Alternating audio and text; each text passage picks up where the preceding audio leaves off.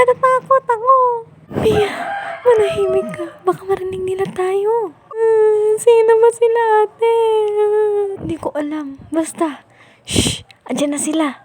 Boss, nawawala ang mga bata. Hanapin sila! Patayin! Huwag hayaang makatakas! Makaalis na ang mga armadong tao ay agad kaming lumabas ng bahay at kinuha ko ang kotse at nag-drive ako patungong terminal ng bus. Bakit tayo nandito? Nasaan sila mami at daddy? Bakit hindi natin sila kasama? Wala nang mama at dad natin, Mia. Kaya please, manahimik ka na muna dyan. Ate, saan tayo pupunta nito? At di na lang tayo magsumbong sa mga pulis. Hindi pwede, Mia. Baka mapahamak tayo. Baka marami itong koneksyon. At baka konektado rin ito sa mga pulis. Mahirap na. Ate, saan tayo nito titira?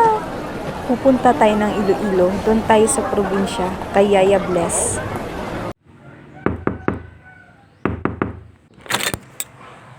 Ara, Mia, anong sadya nyo dito? Ba't kayo napunta rito? Alam ba ito ng mom at dad nyo?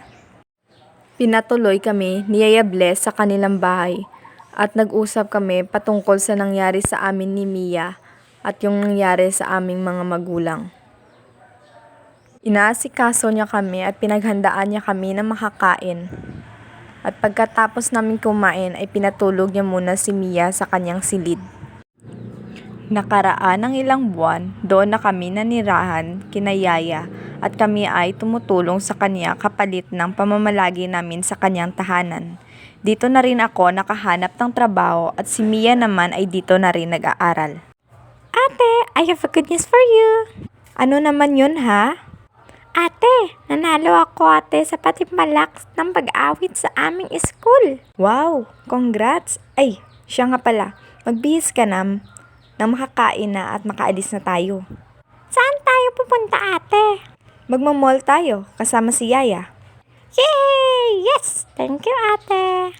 Habang kami ay namimili ng mga bibilhin, ay nagpaalam muna ako kina Yaya na lalabas muna ako saglit dahil may kukunin lang ako sa sasakyan.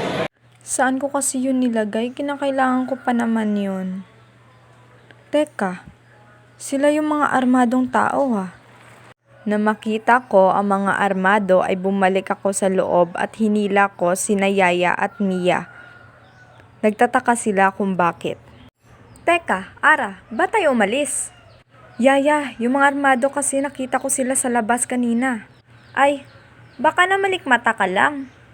Hindi Yaya, totoo. Nang kami ay umuwi ay nagligpit muna ako ng mga gamit namin. Narinig ko na may kinakausap si Yaya kaya lumapit ako at nang pagkalapit ko ay nadinig ko kung sino ang kanyang kausap at kung ano ang kanilang pinag-uusapan. Hello, boss. Ba't napatawag ka? Bless, huwag ka magmangmaangan. Matigo na sa'yo ang 2 bata. Bata? Sino? 3 milyon, kapalit ng mga bata. Sige boss, pag-iisipan ko. Dinig ko ang pag-uusap nila Yaya at doon ko nalaman na kilala pala ni Yaya ang armado. Binaliwala ko na lamang ito at umalis.